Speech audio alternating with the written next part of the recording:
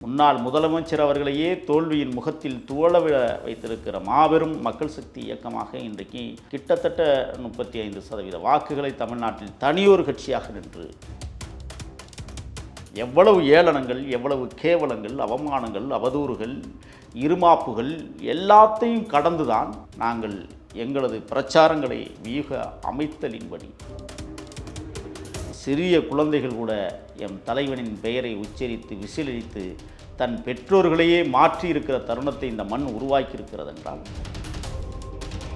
இதற்கு முன்னாடி ஆண்டவர்கள், இந்த மதுபான கடைகளை நடத்தியவர்கள், பாட்டிலுக்கு 10 ரூபாய் என்கிற வேஷம் போட்டவர்கள் எல்லாம் ஏன் ஒரு கடைக்கு வாடகை கொடுத்து அதை நடத்த வேண்டும்?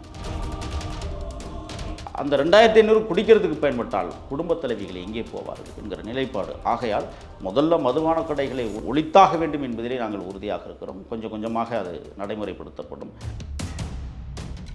இன்றைக்கு தமிழக வெற்றிக் கழகத்தோடு காங்கிரஸ் கைகோர்த்திருக்கிறது என்றால் அது இந்திரா காங்கிரஸ் என்பது மட்டுமல்ல, ராகுல் காங்கிரஸ் என்பதை நாங்கள் பறைசாற்றுகிறோம். ராஜீவ் காங்கிரஸ் என்பதை நாங்கள் மறக்கிறோம். இதைத்தான் பெருந்தகை பேரறிஞர் அண்ணா எங்களுக்கு கற்றுக் கொடுத்திருக்கிறார்.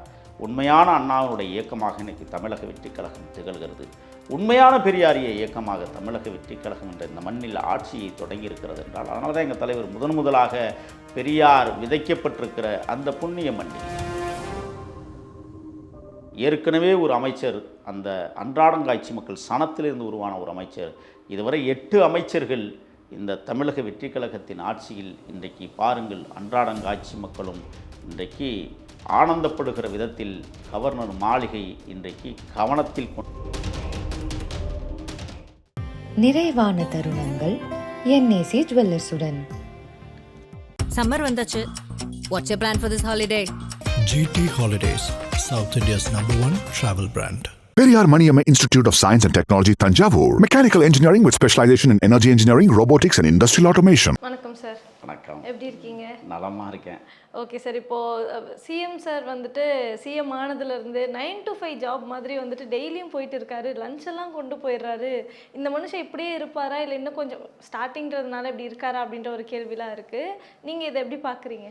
முதலமைச்சரும் ஒரு அரசு பணியாளர் என்பதை எங்களது தலைவரும் தமிழக முதல்வரும் நிரூபித்திருக்கிறார். இன்றைக்கி கோட்டை அதிர்கிறது. காலையில் 9 மணி 13 நிமிடத்துக்கெல்லாம் உள்ளே வந்துடுறாங்க.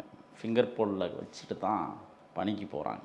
முன்னாடி அப்படி நடந்ததுண்டா? நான் பார்த்துருக்கேன். கோட்டையில் பல நாள் நான் தங்கியிருந்தேன் ஒரு உணவகத்தில். 11 மணிக்கு வருவாங்க, 12 மணிக்கு வருவாங்க. கேட்டால் அங்கே போனாங்க, அஃபிஷியல் லெவலில் அங்கே போனாங்க, இங்கே போனாங்க, இப்படிலாம் பொய்யும் பிராடும் பித்தலாட்டங்களும் நிறைந்த அந்த மாளிகை இன்றைக்கு பரிசுத்தமாக இருக்கிறது. எங்கள் தலைவர் காலையில் கிளம்பி போகிறான்னு சொன்னால் மதியத்துக்கு சாப்பாடு எடுத்துகிட்டு போயிடுறாரு. இன்னும் கொஞ்ச நாள் போணுச்சுன்னா அங்கேயே உணவகம் இருந்தால் அங்கேயே சாப்பிட்ருவார். ஒரு எளிமையின் எல்லோரும் யாருமே எதிர்பார்த்துருக்க மாட்டாங்க. ஏன்னா தலைவர் அவர்களை பார்த்த தோற்றம் ஒரு பெரிய வசதி படைத்தவர். அவரெல்லாம் மினுக்குச்சிலுக்காக திரிவார் என்றெல்லாம் சொல்லுவார்கள். எளிமையாக ஒரு ஏழ்மை எதை கடைபிடிக்கிறார்களோ அதை இன்றைக்கு எங்கள் தலைவர் பறைசாற்றி கொண்டிருக்கிறார். நீ பார்த்தீங்கன்னா அதுக்கு ஒரு சின்ன எடுத்துக்காட்டு. நீண்ட நாட்களாக வலைவழித்தளத்தில் பேசுவதற்கு எங்கள் இயக்கம், எங்கள் கட்சி அனுமதி வழங்கவில்லை. இன்றைக்கு நான் முதலாக உங்களிடத்தில் பேசுகிறேன். புரட்சி புயல் வைகோ அவர்களுடைய இல்லத்திற்கு சென்றபோது 2 மாபெரும் தலைவர்கள் சந்தித்த தருணம். என் நெஞ்சமெல்லாம் நிறைந்திருக்கிற புரட்சி புயல் அண்ணன் வைகோ அவர்களுடைய வீட்டிலே வேலை செய்யக்கூடிய ஒரு தாயானவர் எங்கள் தலைவரின் முகத்தை பார்த்து உச்சி முகர்ந்ததும், மீண்டும் திருப்பி எங்கள் தலைவர் அந்த தாயை உச்சி முகர்ந்ததும் நீங்கள் பார்த்திருப்பீர்கள். வைகோ சொன்னாங்க, அவங்களும் உங்களுக்கு தான் ஓட்டு போட்டாங்க, விசிலுக்கு தான் போட்டாங்க. இந்த தன்மை எந்த தலைவனும் உருவாக்க மாட்டார்கள். வைகோவால் மட்டும்தான் அது முடியும் என்பதை அவர் வீட்டுக்குள்ளேயே நிரூபித்திருக்கிறார். அதே மாதிரி எங்களது தலைவர் அவர்களும் அந்த அம்மா அப்படி உருவி முத்தம் கொடுக்குது, கைப்படாமல் உருவி முத்தம் கொடுத்தாலும் எங்கள் தலைவனும் அதே பணியில் உருவி முத்தம் கொடுத்ததும் அந்த பாங்கு இருக்குல்ல, அதுதான் நான் ஒரு எளிமைக்கு அடையாளம் என்று நான் சொல்ல வந்திருக்கிறேன். ஓகே சார், இப்போது ஒரு சைடு வந்துட்டு அவர் இப்போ தான் வந்திருக்காரு, நீங்கள் பொறுமையாக பண்ணுங்கள் சார், வெயிட் பண்ணி பண்ணுங்கள், எங்களுக்கு ஒன்றும் பிரச்சனை இல்லை, மக்கள் நாங்கள் இருக்கோம், நாங்கள் உங்களை பார்த்துக்குறோம் அப்படின்னு சொல்கிற மக்கள் இருந்தாலும், ஒரு சைடு வந்துட்டு நீங்கள் சொன்ன மாதிரி செய்யலையே, நீங்கள் சொன்னீங்க வந்த 10 நாளில் எல்லாத்தையும் பாதி வேலையை நான் முடிச்சிருவேன் அப்படின்னு சொன்னீங்க, ஆனால் 10 நாள் ஆச்சு நீங்கள் எதுவும் பண்ணலை அப்படின்னு சொல்கிறாங்க. ஸ்டாலின் அவர்களும் என்ன சொல்கிறாங்க அப்படின்னு பார்த்தீங்கன்னா, இது மாற்றம் இல்லை ஏமாற்றம் அப்படின்னு சொல்லியிருக்காங்க. இதை பற்றி உங்கள் கருத்து என்ன? துர்நாற்றங்களுக்கெல்லாம் நாங்கள் பதில் சொல்லணுமா என்ன? சரி, மக்கள் இந்த மாதிரி பேசுகிறாங்கன்னு. அதாவது இப்போ தான் குழந்தை பிறந்திருக்கு. ஒரு புதிய ஆட்சி, எந்த முன் அனுபவமும் இல்லாத ஒரு ஆட்சியாக இருந்தாலும் நிறைய அனுபவங்களை அடைந்திருக்கிற ஒரு தலைவனுடைய ஆட்சி நடைபெற தொடங்கியிருக்கிறது. ஆட்சி தொடங்கி 10 நாட்களுக்குள்ள ஒரு விரிவான ஒரு அலசலைத்தான் அலச முடியும். அமைச்சர்கள் இன்னும் நியமிக்கப்படவில்லை. நான் பேசி கொண்டிருக்கிற நேரத்தில் அங்கே அமைச்சர்கள் விரிவுபடுத்தி கொண்டிருக்கிறார்கள். இன்னும் கட்டமைப்புகளே உருவாக்கப்படாமல் இருக்கிற போது அதுக்குள்ளே குழந்தை பிறந்துருச்சு, என்ன கல்யாணம் பண்ணலான்னு கேட்ட கதையாக இருக்குது இந்த கதையெல்லாம். அவர்களெல்லாம் தற்குறிகள் அப்படித்தான் பேசுவார்கள். தோல்வியின் விரக்தியில் துவண்டு போய் உலர்கிற கூட்டம் இன்றைக்கு அதை செய்து கொண்டிருக்கிறது. அதுக்கெல்லாம் நாங்கள் பதில் சொல்ல வேண்டிய அவசியம் இல்லை. நான் ஏற்கனவே நமது வலையொலித்தளத்தில் ஆணித்தரமாக அழுத்தமாக உறுதியாக சொன்னேன், நாங்கள் தான் ஆட்சி அமைப்போம் என்று. ஆட்சி அமைத்ததற்கு பிறகு உங்களை சந்திக்கிற தருணத்தில் கூட எங்களிடத்திலே ஒரு அகம்பாவம் இல்லை. எளிமையின் முகங்களை காட்டுவதற்கு நாங்கள் விரும்புகிறோம். எவரையும் குறை சொல்வதற்காக நாங்கள் வரவில்லை. உங்கள் ஆட்சி இப்படியெல்லாம் நடந்தது என்று நாங்கள் பேச தயாராக இல்லை. அப்படியெல்லாம் நடந்ததால் தான் மக்கள் விரக்தி அடைந்து இந்த எளிமையின் மகன்களை இன்றைக்கு அதிகாரபீடத்தில் உட்கார வைத்திருக்கிற தருணத்தை இன்றைக்கு அன்றாடங்காட்சி மக்கள் எங்களுக்கு வழங்கியிருக்கிறார்கள் என்றால் இந்த தேசத்தை மக்கள் விரும்புகிறார்கள். ஒரு தேச தலைவனை இந்த மக்கள் விரும்பியிருக்கிறார்கள் என்பதற்கு சான்றுதான். முன்னாள் முதலமைச்சர் அவர்களையே தோல்வியின் முகத்தில் துவள வைத்திருக்கிற மாபெரும் மக்கள் சக்தி இயக்கமாக இன்றைக்கு கிட்டத்தட்ட 35% வாக்குகளை தமிழ்நாட்டில் தனியொரு கட்சியாக நின்று தன்னம்பிக்கையோடு நாங்கள் களத்தின்றோம். எவ்வளவு ஏளனங்கள், எவ்வளவு கேவலங்கள், அவமானங்கள், அவதூறுகள், இருமாப்புகள் எல்லாத்தையும் கடந்துதான் நாங்கள் எங்களது பிரச்சாரங்களை வியூக அமைத்தலின்படி எங்கே எதை செய்ய வேண்டும் என்பதை துல்லியமாக அறிந்து. இன்னும் ஒன்று சொல்கிறேன், எங்கள் தலைவர் மொத்தமே 13 மணி நேரம் தான் பேசியிருக்கிறார். இன்னும் சொல்லப்போனால் இந்த தேர்தலில் 10 இடத்துல தான் பிரச்சாரமே பண்ணியிருக்கிறார். தெருவாக சுற்றியவர்கள், வீதி வீதியாக வலம் வந்தவர்கள் எல்லாம் இன்றைக்கி எங்கே போய் நின்றார்கள் என்பது எவருக்கும் தெரியாது. ஆக ஒரு பிரச்சாரம் இல்லாமலேயே இந்த மக்கள் ஒரு மாபெரும் மக்கள் பிரச்சாரமாக எடுத்திருக்கிறார்கள். ஒவ்வொரு வீட்டிற்குள்ளும் விஜய் இருக்கிறான் என்பதற்கு சான்றுதான். சிறிய குழந்தைகள் கூட எம் தலைவனின் பெயரை உச்சரித்து விசிலடித்து தன் பெற்றோர்களையே மாற்றி இருக்கிற தருணத்தை இந்த மண் உருவாக்கி இருக்கிறது என்றால் நாங்கள் கோடான கோடி நன்றிகளை இந்த மக்களுக்கு செலுத்த விரும்புகிறோம். அதில் ஒரு பங்கு தான் இன்றைக்கு மதுபான கடைகள் அலறுகிறது. நிறைய வரப்போகுது, பார்த்துக்கிட்டே இருங்க. ஓகே சார், இப்போ இந்த மதுபான கடை விஷயம் நீங்கள் பேசுனதுனால நான் கேட்குறேன். 717 மதுபான கடைகள் வந்தோடனே க்ளோஸ் பண்ணுறது ரொம்ப ஒரு பெரிய விஷயம். ஆனால் அதுலேயும் நிறைய கடைகள் இன்னும் மூடப்படலை. சும்மா வீடியோ மட்டும் போட்டிருக்காங்க மூடின மாதிரி அப்படின்னு நிறைய பேர் வீடியோஸ் போடுறதை நம்ம பார்க்க முடியுது. இதை பற்றி உங்கள் கருத்து? இல்லை, அந்த காலக்கெடுவில் 15 நாள் ஆக வேண்டும் என்று ஏன் கருதுகிறோம் என்றால், இந்த 717 கடைகளில் 8000 கோடி ரூபாய் ஆண்டிற்கு வருமானத்தை இழக்கிற அரசாக இது இருக்கிறது. அந்த இழப்பை நாங்கள் சரிகட்ட வேண்டும். ஒன்று. ரெண்டாவது, இனிமேல் மதுபான கடைகள் அறவே இல்லை என்கிற ஒரு நிலைப்பாட்டைத்தான் எங்கள் தலைவர் எடுக்க இருக்கிறார். ஏன்னா இதற்கு முன்னாடி ஆண்டவர்கள், இந்த மதுபான கடைகளை நடத்தியவர்கள், பாட்டிலுக்கு 10 ரூபாய் என்கிற வேஷம் போட்டவர்கள் எல்லாம் ஏன் ஒரு கடைக்கு வாடகை கொடுத்து அதை நடத்த வேண்டும்? அரசாங்க இடம் இல்லையா? அரசாங்கத்திடம் எவ்வளவோ கோடி ரூபாய்களை செலவழித்திருக்கிறார்கள். ஏன் அதிகமான வருமானம் வருகிற அந்த மதுபான கடைகள் தனியாருடைய கட்டடங்களில் இயங்கியது? ஏன் அதற்கு ஒரு பொது கட்டடம் உருவாக்கப்படவில்லை? அதிலும் கொள்ளையடித்திருக்கலாம் தானே. இன்றைக்கு இவர்கள் நலத்திட்டங்களை உருவாக்குவதை கொள்ளையடிக்க வேண்டும் என்கிற குறிக்கோளோடு தானே இந்த தேசத்தை கட்டமைத்தார்கள். அப்போ ஒரு நாளைக்கு நான் உங்களுக்கு சொல்கிறேன், மஞ்சளே தெளிக்காமல் வாசலில் அமோகமாக வியாபாரம் நடக்கிற ஒரே கடை மதுபான கடை. ஒத்துக்கிறீங்களா? எல்லா கடையிலும் மஞ்சளை தெளிக்கிறான், சந்தனத்தை தெளிக்கிறான், குங்குமத்தை தெளிக்கிறான், வியாபாரம் ஓடலாம். ஆனால் எந்த விதமான சம்பிரதாயங்களும் இல்லாமல் ஒரு வியாபாரம் உச்சபட்ச வியாபாரமாக இன்றைக்கு சரக்கிலே கிடைக்கிறது என்றால் இந்த மண் எவ்வளவு தூரம் ஆண்மைக்கும் அல்லது ஆன்மீகத்துக்கும் தொடர்பு இல்லாமல் இருக்கிறது என்பதை நீங்கள் புரிந்து கொள்ள வேண்டும். ஓகே சார், இப்போ அந்த ஒயின் ஷாப் விஷயமே இருக்க இடத்துல க்ளோஸ் பண்ணிவிட்டு, டாஸ்மாக் க்ளோஸ் பண்ணிவிட்டு ப்ரைவேட் பார் எல்லாம் ஓப்பன் பண்ணுறாங்கன்னு நிறைய நியூஸ் நம்ம பார்க்க முடிஞ்சது. இதெல்லாம் உண்மையா? இல்லை, இவங்க கட்டவிழ்த்து விட தோற்றவர்கள் தோல்வியின் பயத்தில் மீண்டும் இனிமேல் எழவே முடியாது என்கிற இருமாப்பில் அவர்கள் இன்றைக்கு உளறி கொண்டிருக்கிறார்கள். அப்படிலாம் ஒன்றுமே கிடையாது. தனியார் வசம் எலைட் பார்களோ அல்லது அதை தாண்டிய பார்களோ உருவாக்கப்படுமையானால் இங்கே இன்னும் கூடுதலான கொலைகளும் கற்பழிப்புகளும் நடக்க நேரிடும், அராஜகங்கள் உருவாகும் என்பதை எங்கள் தலைவர் தெளிவாக உணர்ந்திருக்கிறார். ஆகையால் அதற்கெல்லாம் வழி இல்லை. நேற்றைய தினம் கூட விவசாய சங்கத்தினர் முதலமைச்சரை சந்தித்திருக்கிறார்கள். அதிலே குறிப்பாக சொல்லப்பட்டது என்னவென்றால், கள்ளுக்கடைகள் திறப்பை உருவாக்க வேண்டும் என்று உறுதி கொடுத்திருக்கிறார்கள். அதற்கு பரிசீலிப்போம் என்று எங்களது முதலமைச்சர் சொல்லியிருக்கிறார். ஆக அந்த பரிசீலிப்போம் என்கிற வார்த்தை பக்குவமான வார்த்தை. நிச்சயமாக படிப்படியாக மதுபான கடைகள் மூடப்பட்டு இயற்கை மதுபானங்கள் உருவாக்கப்பட வேண்டும் என்பதில் எனக்கும் உடன்பாடு உண்டு. ஏன்னா இன்றைக்கு குர்ஆன் இல்லாத தேசங்களே இல்லை. குர்ஆன் சொல்படி மதுபானங்கள் விற்பனைக்கு தடை, மதுவை அருந்தக்கூடாது என்று சொல்லுகிற குர்ஆனில் இன்றைக்கு அரபு நாடுகள் கூட இன்றைக்கு மது வகைகளை விற்பனை செய்து கொண்டிருக்கிறது. இந்த நாட்டின் பொருளாதாரத்தை வலிமைப்படுத்த வேண்டும் என்பதற்காக அந்த வியாபாரத்தை உருவாக்கக்கூடாது. இந்த உடலில் ஆல்கஹால் தேவை என்பதற்காக மட்டுமே அதை பயன்படுத்த வேண்டும். ஏதோ மேலை நாடுகளில் இடைவெளியின் போது இங்கே தேநீரை குடிப்பதைப் போல வெளிநாடுகளில் ஒரு கோப்பை மதுவை குடித்து விட்டுத்தான் அரசு பணிகளில் வேலை செய்கிறார்கள் என்றெல்லாம் சொல்லுகிறார்கள். அப்படி ஒரு திட்டத்தை இங்கே கொண்டு வந்து விடக்கூடாது. இன்னொன்று நான் சொல்கிறேன், ஒரு ரேஷன் கார்டில் ஒரு கார்டு, எவன் குடிகாரனோ அவனுக்கு ஒரு கார்டு தான் கொடுக்கணும். அவன் என்ன தான் கொண்டு சொருகுனாலும் ஃபிங்கர் ஃபோல் வச்சு ஒரு குவார்ட்டர் தான் ஒரு நாளைக்கு வரும். உனக்கு பீர் வேணும்னா ஒரு பீர் தான் வரும். அதை தாண்டி அந்த கார்டை சொருகுனா எதுவும் வராது, காற்று தான் வரணும். இப்படி ஒரு நிலைமையையும் தமிழ்நாடு அரசு எங்கள் தலைவர் உருவாக்க வேண்டும் என்பது எங்களுடைய ஆசையாக இருக்கிறது. ஏன்னா எல்லாத்துக்கும் மெட்ரோவில் கார்டு போடுறோம், கட்டணம் குறையுது, காசு பத்தலையாக ஏற்றிக்கிறோம், இதுதான் நிலைப்பாடு. ஆனால் குடும்பத் தலைவிகளுக்கு ஏற்றக்கூடிய அந்த பணம் எந்த அட்டைக்கு சம்மந்தம் இல்லாமல் இருக்க வேண்டும். 2500 அவர்களுக்கு ஏறுதுகிறது என்றால் அதிலே இவர்கள் வாங்கிவிடக்கூடாது, அதிலே இவர்கள் திருடிவிடக்கூடாது குடிகாரர்கள். அந்த 2500 குடிக்கிறதுக்கு பயன்பட்டால் குடும்பத் தலைவிகள் எங்கே போவார்கள் என்கிற நிலைப்பாடு. ஆகையால் முதல்ல மதுபான கடைகளை ஒழித்தாக வேண்டும் என்பதிலே நாங்கள் உறுதியாக இருக்கிறோம். கொஞ்சம் கொஞ்சமாக அது நடைமுறைப்படுத்தப்படும். இவர்களைப் போல நாங்கள் 1000 ரூபாய் திட்டம் என்று சொல்லிவிட்டு 2.5 ஆண்டு காலம் கடந்து கொடுத்ததைப் போல இருக்காது. 2500 கூட இந்த அடுத்த மாதத்திலிருந்து வருவதற்கான அனைத்து சாத்தியக்கூறுகளையும் இன்றைக்கு உருவாக்கி கொண்டிருக்கிறது எங்களது அரசு. நிச்சயமாக மதுபான கடைகளுக்கு மக்கள் அளித்த தீர்ப்பு மகத்துவம் என்பதை உணர்ந்துதான் மக்களுக்கு நல்ல தீர்ப்பையும் இந்த அரசு வழங்க காத்தது. ஓகே சார், இப்போது தாவேக்காக்கு விஜய் சாருக்கெல்லாம் நம்ம ஊர் தமிழ்நாட்டை தாண்டி நிறைய ஊர்களில் இப்போது சப்போர்ட் இருக்குது.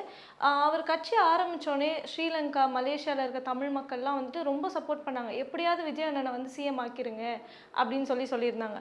இப்போது அதே மக்கள் உங்கள் மேலே நாங்கள் ஏன் நம்பிக்கை வச்சோம் அப்படின்ட்டு இருக்குது அப்படின்றாங்க. ஏன் அப்படின்னு பார்த்தீங்கன்னா, காங்கிரஸ் கூட நீங்கள் கூட்டணி வச்சுருக்கீங்க, நீங்கள் ஆட்சி அமைக்கணுன்றதுக்காக காங்கிரஸ் கூட கூட்டணி வச்சுருக்கீங்க, என்ன நடந்துச்சுன்னு தெரியும். அதுவும் இந்த கேள்வியை பர்சனலாக உங்ககிட்ட கேட்கும்போது இன்னும் எஃபெக்டிவாக எனக்கு பதில் வரும்னு எனக்கு தோணுது. ஏன்னா நீங்கள் தமிழ் தேசியம், தமிழீழம் பற்றிலாம் நீங்கள் நிறைய விஷயம் பார்த்துருப்பீங்க, நிறைய அதில் ஈடுபட்டிருக்கீங்க. அப்படி இருக்கும்போது உங்களுக்கு எப்படி இருக்குது தாவேக்கா காங்கிரஸ் கூட கூட்டணி வச்சது? இல்லை, இந்த காலத்தின் தேவை ஒன்று இருக்கிறது.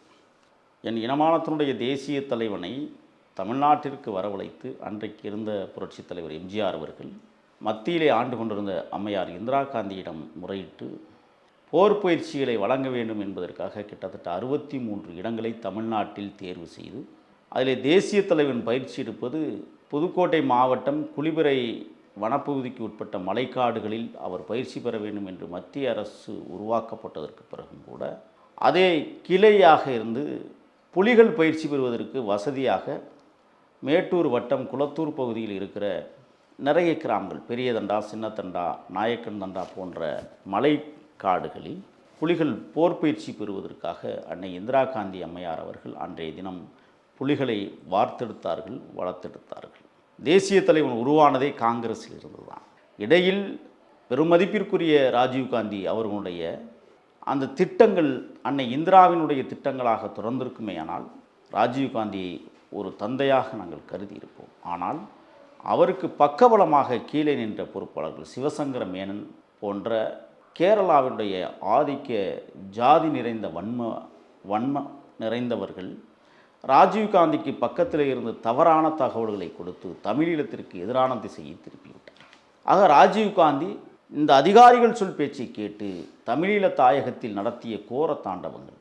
எங்கள் ஐயா பெருஞ்சித்திரனார் ஒரு வார்த்தை சொல்லுவார், அன்னை இந்திரா காந்தி அம்மையார் அவர்கள் சரியாக ஆட்சி நடத்தினாலும் ராஜீவ்காந்தி அவர்களுடைய கோர தாண்டவம் கொடூரமானது என்பதை பறைசாற்றும் விதமாக முண்டை மகனே, முண்டை மகனே, கொண்டை இல்லா முண்டை மகனே என்று அவர் கடுமையாக கவிதையால் விமர்சித்தார் ராஜீவ்காந்தி அவர்கள். நாங்கள் எங்களுடைய பார்வையிலிருந்து, தமிழக வெற்றிக் கழகத்தின் பார்வையிலிருந்து என்ன யோசிக்கிறோம் என்றால், ராஜீவ்காந்திற்கு ஆலோசனை செல்லுகிற இடத்தில் காங்கிரஸ் கட்சியை சார்ந்த திருச்சி வேலுச்சாமி போன்றவர்கள் ஒரு 10 பேர் இருந்திருந்தால் நிச்சயமாக ராஜீவ்காந்தி அந்த தவறான முடிவுகளுக்கு சென்றிருக்க மாட்டார் என்பதுதான் எங்களுடைய திட்டம். ஆனால் இப்பொழுது இருக்கிற காங்கிரஸ் பேர் இயக்கம் மரியாதைக்குரிய ராகுல் காந்தி அவருடைய காங்கிரஸ் இயக்கமாக இருக்கிறது. நாங்கள் அப்படித்தான் பார்க்கிறோம். இந்திரா காந்தியினுடைய காங்கிரஸ் இயக்கத்தை அவருடைய பேரன் மரியாதைக்குரிய ராகுல் காந்தி வழிநடத்துவார் என்கிற தன்னம்பிக்கையும் நம்பிக்கையும் எங்களுக்கு இருக்கிறது. அந்த அடிப்படையில் தான் இன்றைக்கு தமிழக வெற்றிக் கழகத்தோடு காங்கிரஸ் கைகோர்த்திருக்கிறது என்றால் அது இந்திரா காங்கிரஸ் என்பது மட்டுமல்ல, ராகுல் காங்கிரஸ் என்பதை நாங்கள் பறைசாற்றுகிறோம். ராஜீவ் காங்கிரஸ் என்பதை நாங்கள் மறக்கிறோம். இந்த விஷயத்தில் நாங்கள் அப்படித்தான் பார்க்குறோம். இன்றைக்கி ராகுல் காந்தி அவர்கள் ரொம்ப தெளிந்த பாதையில் தன் பாட்டியினுடைய கனவுகளை சுமந்து செல்லுகிற வகையில் அவர் இந்த காங்கிரஸ் பேர் இயக்கத்தை கொண்டு வழிநடத்தி செல்கிறார் என்றால் மிகையாகாது. ஆக நாங்கள் ராஜீவ்காந்தி காங்கிரஸோடு கூட்டு சேரவில்லை, ராகுல் காந்தி காங்கிரஸோடு கூட்டு சேர்ந்திருக்கிறோம். அப்போ அதெல்லாம் மறந்தாச்சு, மன்னிச்சாச்சு, இப்போ இருக்கிறதுக்கு அடாப்ட் ஆகி அப்படி இல்லை, அது மறக்க முடியாத நிகழ்வு. எப்படி மறந்து கடந்து போய் விட முடியும்? ஆகையால் தான் நாங்கள் ராஜீவ்காந்தின்னு நாங்கள் குறிப்பிடலை.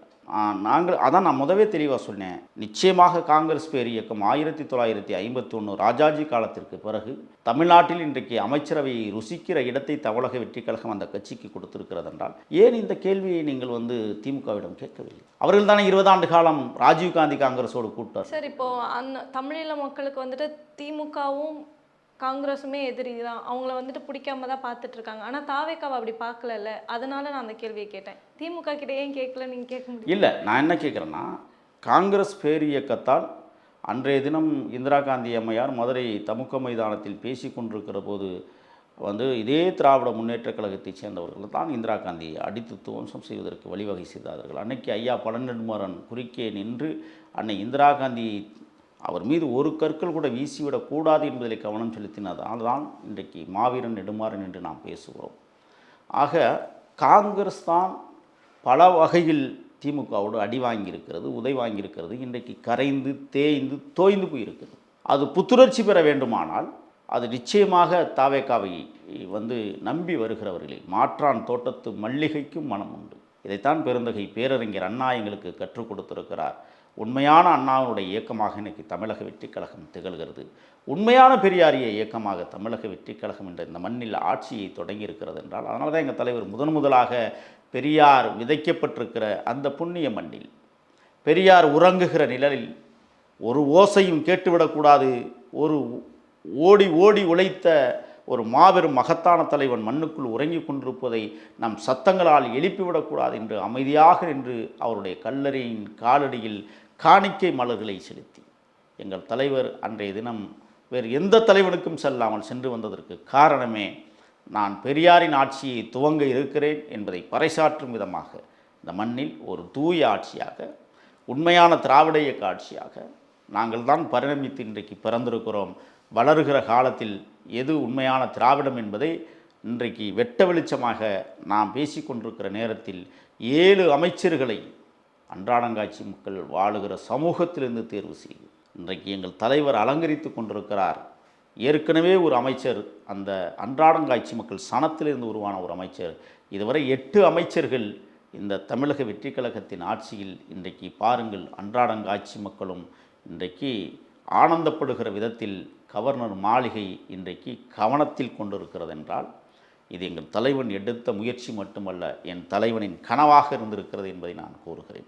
இன்னும் எதிர்காலத்தில் விடுதலை சிறுத்தைகள் கட்சிக்கு நிச்சயமாக ஒரு அமைச்சர் பதவியை வழங்க வேண்டும் என்று அவர்கள் விரும்பினால் கொடுப்பதற்கும் தயாராக இருக்கிறோம் என்பதை எங்களது தேர்தல் பிரிவு மேலாண்மை பொதுச் செயலாளர் அண்ணன் ஆதவ் அர்ச்சுனா அவர்கள் தலைவரின் வழிகாட்டலில் அறிவித்திருக்கிறார். ஆக எதிர்காலம் எங்கள் அண்ணன், ஏன் எங்களெல்லாம் உருவாக்கிய தளபதியாக இருக்கக்கூடிய அண்ணன் திருமா அவர்கள் திருச்சி கிழக்கில் போட்டியிட்டு வெற்றி பெற்று வந்தாலும் இந்த தேசத்தில் அவர் அமைச்சராக அலங்கரிக்கப்படுவார், அங்கீகரிக்கப்படுவார் என்பதை தமிழக வெற்றிக் கழகம் அழுத்தம் திருத்தமாக சொல்லுகிறது. ஆனால் இந்த முடிவை எங்கள் தலைவர் உறுதியாக எடுத்து வைத்திருப்பார் என்றே நாங்கள் நம்புகிறோம். ஓகே சார், இப்போ நீங்கள் சொன்னீங்க பெரியார் என்ன ஆசைப்பட்டாரோ அந்த கட்சியாக தமிழக வெற்றிக் கழகம் இருக்குது அப்படின்ட்டு.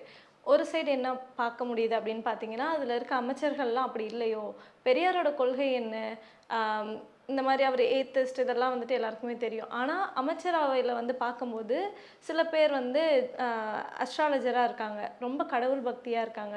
இந்த மாதிரி வந்து கேன்சர் வருதா அப்போ வந்துட்டு சாமி கும்பிடுங்க சரியாக போகும்னு பேசினவங்கலாம் வந்துட்டு அமைச்சராக இருக்காங்க. அப்படின்னும் போது இது எப்படி வந்துட்டு பெரியாரோட கொள்கைக்கு உள்ள வர கட்சியாக இருக்கும் அப்படின்ற ஒரு கேள்வி இருக்குது. இதுக்கு உங்கள் பதில்? இல்லை, தமிழக வெற்றிக் கழகம் தொடங்குகிற போதே தலைவர் அவர்கள் ரொம்ப தெளிவாக விளக்கம் அளித்தார் இந்த விடயத்திற்கு. அவர் சொன்ன விளக்கத்தை தான் நான் பதிவு செய்கிறேன். கடவுள் மறுப்பு என்கிற அந்த ஒரு சித்தாந்தத்தை தவிர மீது எல்லாமே நாங்கள் பெரியாரின் கொள்கையை ஏற்றுக்கொண்டவர்கள் என்று அவர் சொல்லியிருக்கிறார். இப்போ நான் பெரியாரின் சித்தாந்தங்களை முழுமையாக ஏற்றுக்கொண்டவன். கடவுள் மறுப்பு என்பதை தவறான வார்த்தை என்று சொல்கிறேன். ஏனென்றால் கடவுள் என்று இருந்தால்தானே மறுப்பதற்கு, அது இல்லை என்றால் மறுப்பதற்கு வழி இல்லை. அந்த சொல்லே நீக்கப்பட வேண்டும். கடவுள் என்றால் உள்ளே இருப்பவன் என்றுதான் அர்த்தம். நான் ஒரு காலத்தில் சிறுநீர் பெய்த பாறை இன்று சிலையாக இருக்கிறது. நான் ஒரு காலகட்டத்தில் கழிவு பேண்ட பாறை இன்றைக்கு கடவுளாக்கப்பட்டிருக்கிறது. இதுதான் நட்டகல்லும் பேசுமோ 4 வார்த்தை கூறுமோ நாவிதன் இருக்கையிலே என்று சொல்லியிருக்கிறார். ஆகையால் நான் என்னை பொறுத்தவரை தனிப்பட்ட ரீதியில் நான் பெரியாரின் முழு கொள்கையும் ஏற்றுக்கிறவன். ஆனால் எங்கள் தலைவர் ஒரே ஒரு அத்தியாயத்தை மட்டும் நீக்கிவிட்டு மற்ற அனைத்தையும் நாங்கள் பெரியாரை பின்பற்றுவோம் என்று சொன்னதால் தான் எங்கள் கொள்கை தலைவர்களில் முதன்மையான இடத்தில் தந்தை பெரியார் இருக்கிறார். ஆகையால் எங்களுக்கு நீங்கள் சொல்கிறது மாதிரி வெவ்வேறு நிலைப்பாட்டில் வெவ்வேறு மனநிலையில் இருப்பவர்கள் அது பெரியாரினுடைய கொள்கைகளில் ஏற்றுக்கொண்டு விட்டு கடவுள் மறுப்பு கொள்கையை ஏற்காத காரணத்தால் அவர்கள் இப்போ அமைச்சரவையில் இடம்பெறக்கூடிய அமைச்சர்கள் கூட சொல்லுகிறார்கள், அந்த சத்திய பிரமாணத்தில் ஆண்டவன் என்கிற ஒரு வார்த்தையை சொல்லுகிறார். இப்போ நான் அந்த இடத்தில் இருந்தால் நிச்சயமாக நான் ஆண்டவனா என்று பார்த்தால் என் தலைவன் விஜயைத்தான் நான் பார்த்திருப்பேன். ஆண்டவன் என்கிற ஒரு சொல்லுக்கு தகுதியானவன் அவன்தான் என்பதை நான் உறுதியளித்திருப்பேன். ஆனால் எந்த அமைச்சரும் தமிழ் மீது ஆணையாக என்று எவரும் சொல்லாதது எவருக்கெல்லாம் வருத்தத்தை தந்தாலும் கூட தலைமையின் கட்டுப்பாட்டில் இயங்க வேண்டும் என்பதற்காகவே எழுதி கொடுத்ததை அவர்கள் வாசித்திருக்கிறார்கள். என்னிடம் அப்படி வந்திருந்தால் எதிர்த்திருப்பேன். நிறைவான தருணங்கள் என்ஏசி ஜுவல்லர்ஸுடன். சம்மர் வந்தாச்சு. What's your plan for this holiday? GT Holidays, South India's #1 travel brand. Periyar Maniamma Institute of Science and Technology, Tanjavur. Mechanical engineering with specialization in energy engineering, robotics and industrial automation.